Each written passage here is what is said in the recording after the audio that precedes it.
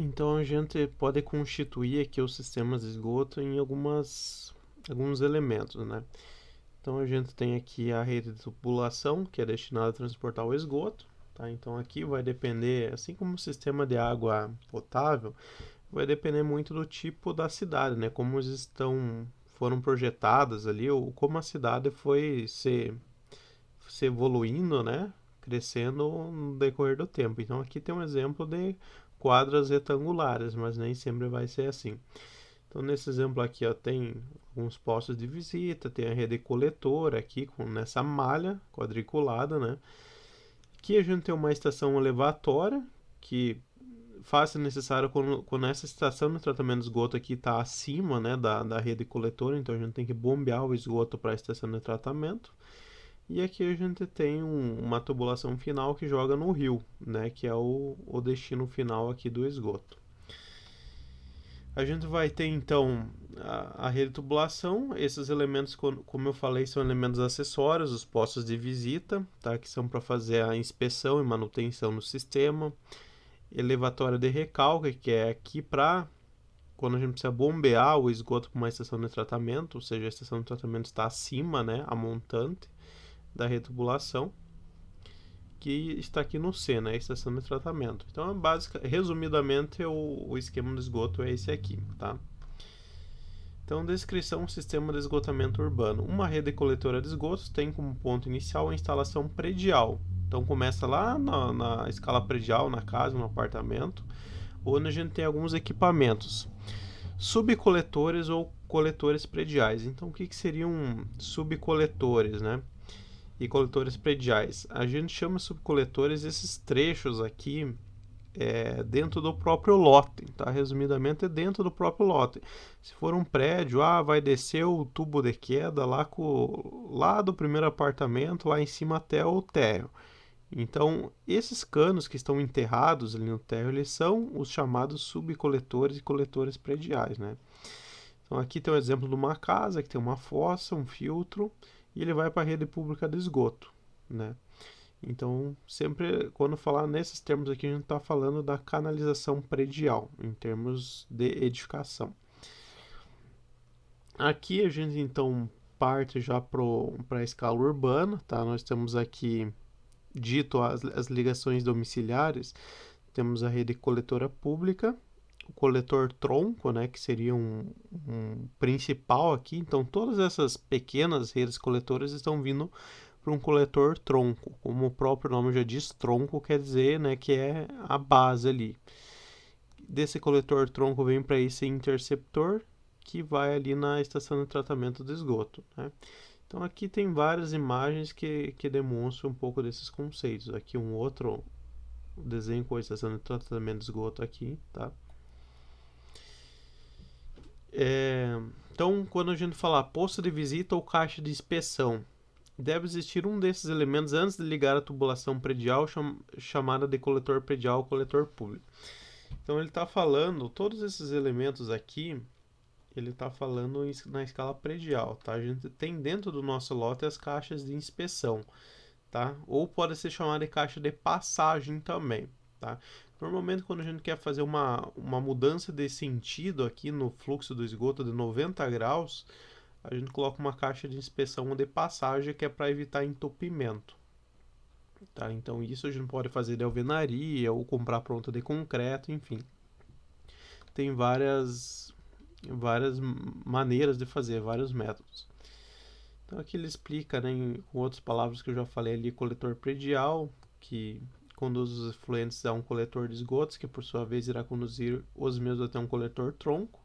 O tronco, o efluente é transportado até o interceptor, tá? Então, mais fácil acho que observar essa imagem aqui, né? O tronco aqui, o interceptor aqui.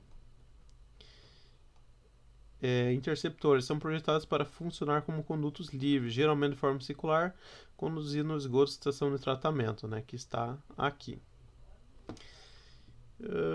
Então aqui ele fala, né, que a canalização final é o córrego, o rio, o mar, né, dependendo da cidade, pode ser uma cidade litorânea. Então isso aqui não é jogado não é despejado num rio, é despejado diretamente no mar. Então aqui um pouco sobre as recomendações construtivas. O assentamento da tubulação é feito de jusante para montante, então de baixo para cima, né? A gente vai subindo ali a vazão, podendo ser feito diretamente sobre o solo, sobre laço de areia ou laço de britelagem. Então aqui a profundidade mínima da geratriz dos tubos, quer dizer, a parte de cima ali do tubo, das redes coletoras, não deve ser inferior a 1,5 m, para possibilitar a conexão com as ligações prediais e garantir a proteção contra cargas externas, tá? Devendo sempre ficar sempre ao nível inferior ao das redes de água para evitar infiltrações nas mesmas e possíveis contaminações. Quer dizer o que? Mais fácil olhar por essa imagem. A distância da rua até a rede de esgoto ela tem que ter no mínimo 1,5 m. Por quê? Passa um caminhão carregado, né? Ele vai rebaixar um pouco, eventualmente se não for um pavimento de qualidade, ele vai baixar e isso pode correr o risco de estourar esse cano se ele estiver muito próximo, né? Então a gente tem uma distância de segurança. E essa rede de esgoto, percebam que ela está abaixo da rede de água potável. Por quê? Porque se isso aqui estourar, ele não vai contaminar, não vai prejudicar a parte de água potável, né? Então, se estourar, isso aqui vai para baixo, para o solo. Mais uma informação: as tubulações de esgoto poderão ser locadas no eixo da rua, quer dizer, no meio da rua, 1/3 da largura entre o eixo e o meio-fio, no caso de uma só tubulação, né? Aqui ele fala também dos diâmetros. Então, 1/3 da rua, tá? 1/3, considerando o meio-fio para o meio da rua.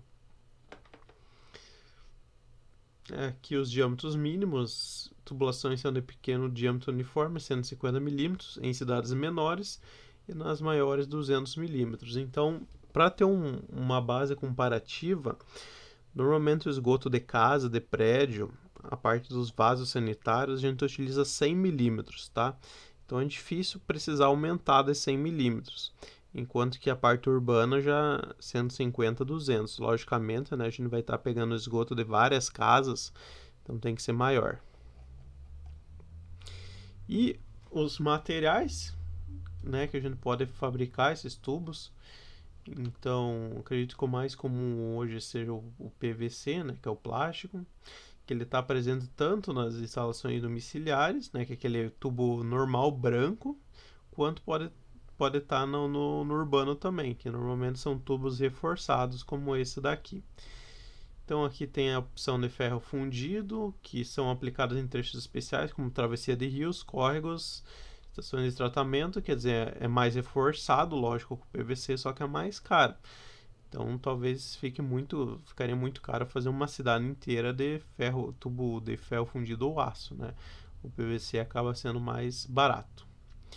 Pode ser de concreto, né? Concreto são de praxe os tubos de águas pluviais, né? Então tem a opção de fazer tubulação de esgoto também. Só que aqui também tem a questão da rugosidade, né? Que é muito mais fácil um esgoto escoar ali num tubo de PVC do que num tubo de concreto. O concreto ali ele é mais difícil, a questão da rugosidade.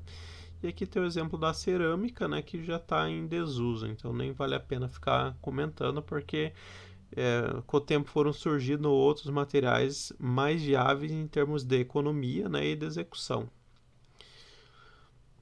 E aqui, para a gente dimensionar isso aí, lógico que o objetivo nessa aula não entrar muito na questão de cálculo, mas só para ilustrar, a gente utilizaria a mesma equação que foi utilizada no abastecimento de água, que tem os parâmetros K1 e K2, tem o Q ali, que é a quota média por habitante ali em litros, né? E o P, que é a população a ser atingida ou atendida, dividido por esse valor. Só que a diferença é que aqui está 0, vezes 0,8. Por quê? Porque isso representa cerca de 80% do volume de água distribuído. Então isso aqui é para demonstrar que esse método deriva lá do abastecimento de água. Tá? Uma coisa está relacionada com a outra. E para dimensionar as tubulações, a gente poderia usar essa equação de Chese, que acredito que falta um acento aqui agudo, que envolve aqui o coeficiente de rugosidade, declividade em metro por metro, o raio hidráulico, que é área molhada dividido pelo perímetro molhado, tá? Mas aqui é mais na questão de dimensionamento, e o objetivo dessa aula é dar conceitos, né? Conceitos básicos. E para finalizar, alguns requisitos técnicos, da mesma forma que eu apresentei lá nas águas pluviais. Então tem aqui velocidade de escoamento mínima, máxima, né, que varia aqui do tipo de material. Então a máxima no máximo 6 metros por segundo. A altura da lâmina líquida. Então no mínimo 20% do diâmetro, no máximo 50%, né? Então a gente não trabalha com tubo sob pressão, né? Então no máximo 50% do diâmetro. Aqui a questão da largura da rua, uma rua até de 18 metros a gente pode trabalhar com um único coletor. Se for uma rua muito larga, é recomendado 2 coletores, né? E aqui a questão da declividade mínima.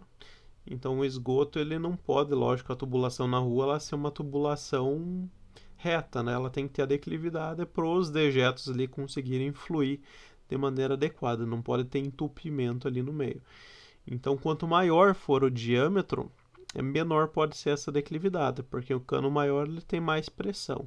Então, para um diâmetro de 200 milímetros, 0,5%. Para um diâmetro de 150 milímetros, tá? Tem que ser um pouquinho maior essa declividade.